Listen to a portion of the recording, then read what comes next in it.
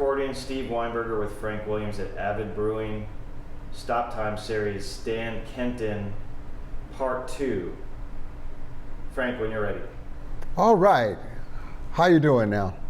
We're going to continue this talk about someone who I consider a very controversial figure in jazz history, and that is Stan Kenton, great pianist, educator, and band leader, arranger, as a matter of fact, especially in the early part of his career. Born in 1911 in Wichita, Kansas, moved to Colorado, and then moved to a little community outside of LA. And although LA is, we'd have to say, very, very liberal, where the Kenton family moved was a little town, it's kind of a suburb called Bell, California. And Bell is one of the smallest towns in the United States. And let's just say it is also one of the most conservative. And I think that it is that upbringing that kind of informed Stan's life in terms of his values, his politics, and his social and racial habits for the rest of his life. We'll come back to that, but just remember that early journey. Being close to LA, of course, put him close to the entertainment area, Hollywood, the big bands, the movies, sound scores. He did that until he lost a gig with the Bob Hope Show. And it was a major downturn for him. Lost that to Les Brown and his band of renown. He had to reinvent himself. And he did that by figuring out that home is where the hatred is. So he left California, and he later appeared in New York City, where he had reformed a band with different people.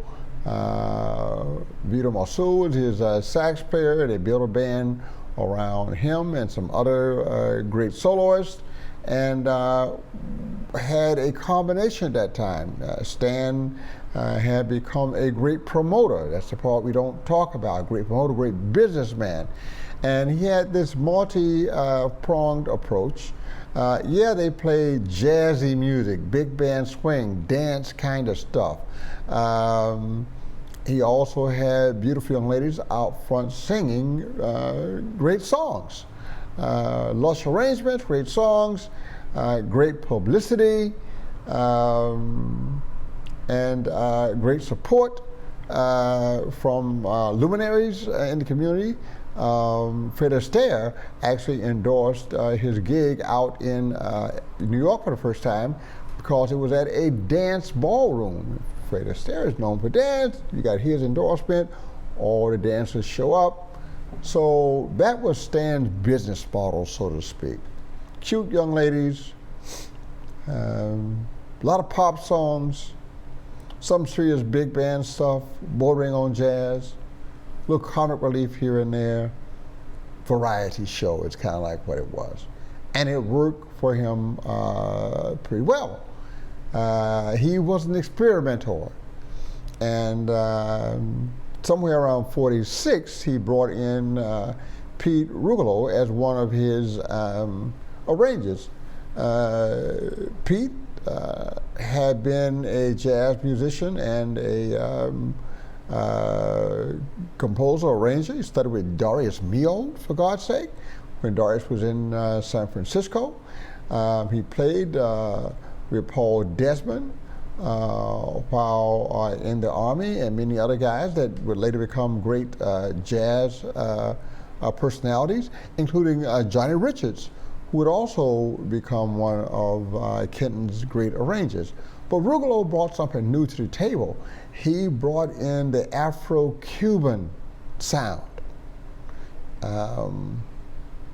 Artistry in Rhythm, 1946, groundbreaking, revolutionary artistry in percussion. So many great, how shall I say this, Latin-influenced tunes. Rugolo himself was Sicilian, so he was very familiar with the music of the Mediterranean, and had an affinity for it and did a great job in reproducing it effectively. Even had Machito involved in those early recordings. It was a hit. It was something new. And it kind of set him on a new footing for success that would last him for the next 4 decades. As an experimenter, he likes to try different things, and after a couple of years of that, he wanted to try a larger band with strings and 39 pieces on the stage, and that lasted a short while and was not very successful commercially. And so it disappeared.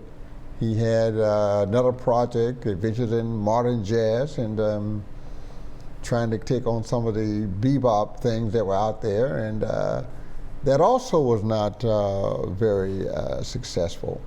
So eventually, he returned to his adventures in jazz series, which produced more of the Afro-Cuban formula. Brought back Malagueña, had a great arrangement somewhere around 91 that Bill Holman did that became the standard for the most popular versions of Malagueña that are used not just on the concert stage by jazz bands and concert bands, but also on the marching band field for marching bands and indeed drum corps as well. So Malagueña was a great, great groundbreaking tune for the Kenton band. As the 50s and 60s approached, of course, rock and roll is increasing and jazz audiences are getting smaller and smaller for everyone. And Stan's fortunes began to dwindle as well. Fewer concert people, fewer this, fewer that. And so once again, he starts a retool. In 1959, he started his Stan Kenton band camps after taking over the National Stage Band Jazz Camp. It was first held at Indiana University and then eventually moved to North Texas, but he really made the clinics even more popular than the camps. The camps, you sit there for a number of days. Clinics could be one-day events. And at one point, when the concert fortunes were down, he was doing as much as 100 clinics a year. So he's given a lot of credit for fostering interest in jazz education. And there are a lot of people who would say he is one of the pioneers in jazz education. One of the pioneers, I would agree. The pioneer, I would not, because we all know that the way a lot of the predominantly black colleges, HBCUs, supported themselves back in the 20s, well, back in the 20s, was they had these traveling big bands that played society events, dances, etc., in order to earn money for the college. So interest in collegiate jazz has been around since the 20s, at least 40 years before Stan Kenton's first stage band camps. But he did those camps for the right reason, and that is to spread jazz to as many young people as possible. And he laid the groundwork for what would become one of the most popular jazz education initiatives in history, and that is camps, festivals, where we focus on education, such as we do here with our Young Lions Festival every year. This was smart. If that is not working for you financially, let's try something different. And that helped to keep the Stan Kenton organization together. He eventually lost his contract with Capitol Records, and he immediately created his own label, his own company called Creative World, and they produced his recordings throughout the 60s and 70s. There are scores of music scores of awards. The 1962 Grammy for Malagueña. Very, very important. He had lots of awards, lots of milestones, lots of great music. You have to go in and dig through the music. The Meltonian Band, where he used what I will call bell front French horns, Meltonians, to augment the standard jazz band. And this was also something that Rogolo did, primarily because Rogolo was at first a baritone horn player and then later a French horn player, so this particular instrument would have been very interesting to him, and of course he would have supported the integration of that instrument into the jazz orchestra. So much history and innovation with the Stan Kenton organization and the people who worked with him. Now, here's the other side of it, some things that we have to talk about that were not so positive. Starting in 1946 with that First Adventures album, they were the #1 band in Downbeat and Metronome publications. And most of their lead players were winning the polls for best sax, best trumpet, best trombone, best piano, best bass, whatever, for all those years. This continued every year from 1946 until 1956. 1946 to 1956. Didn't matter what Chick Webb was doing. Didn't matter what Duke Ellington was doing. Didn't matter what Billy Eckstine was doing. Didn't matter what Count Basie was doing. Didn't matter that we value these bands more than we value the Stan Kenton bands today. In that time, Stan Kenton was king and they were not. And this brought about some concern, especially in the late 40s. There were some writers, particularly African-American writers, who were saying, it's amazing that everyone acknowledges that Dizzy Gillespie is the king of the new thing, this bebop, yet Stan Kenton is making $1 million a year with his music, and I doubt if Dizzy gets anywhere near that in terms of coin from the realm. And you can interpret that statement any way you want, but pretty much it's saying that because Dizzy is black, he's not getting paid like Stan. That's pretty much what the criticism was. This hit a fever pitch in 1956 when the majority of the awardees, both in Downbeat and Metronome, were black. And Stan Kenton couldn't help himself. He fired off a telegram in which he stated publicly and in writing that the latest endangered species were white jazz musicians.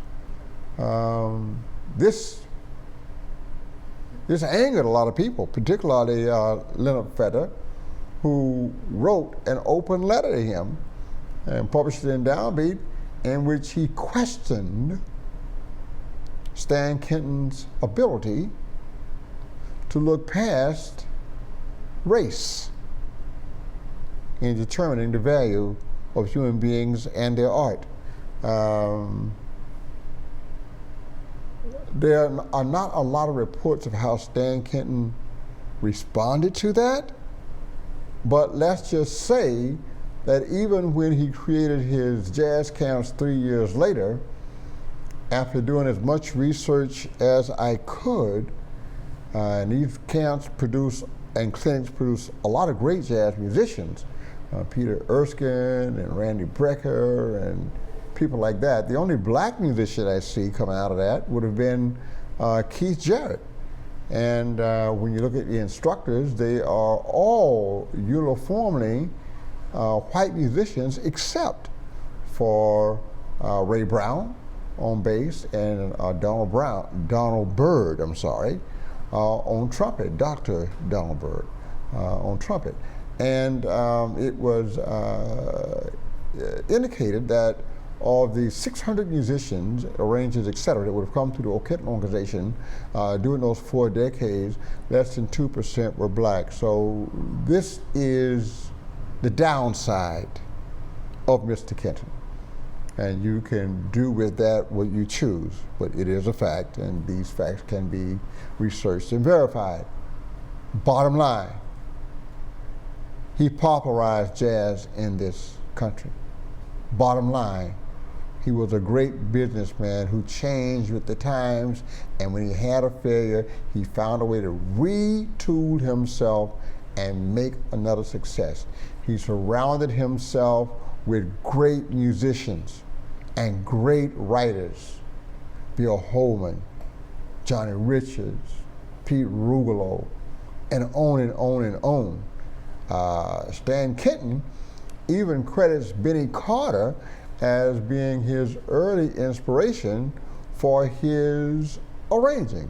So obviously, even though he, how should I say this, disparaged the black musicians who won the polls in 1956, he was listening and checking out the manuscripts of Benny Carter, who was black, or he could not have considered him as one of his chief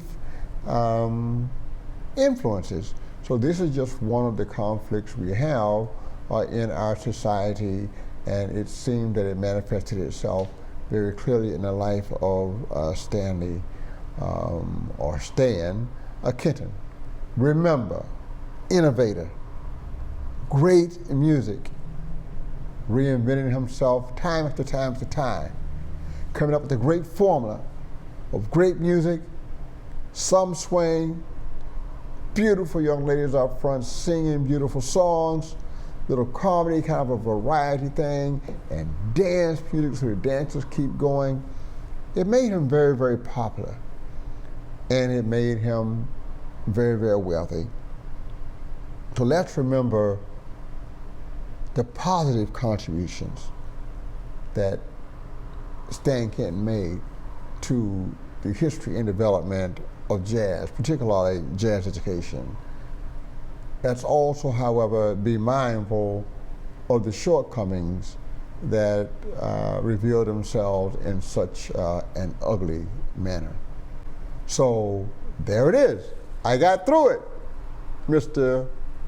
Stanley Newcomb Kenton, better known as Stan Kenton, pianist, arranger, band leader, composer, actor, and controversial figure. Thank you very much.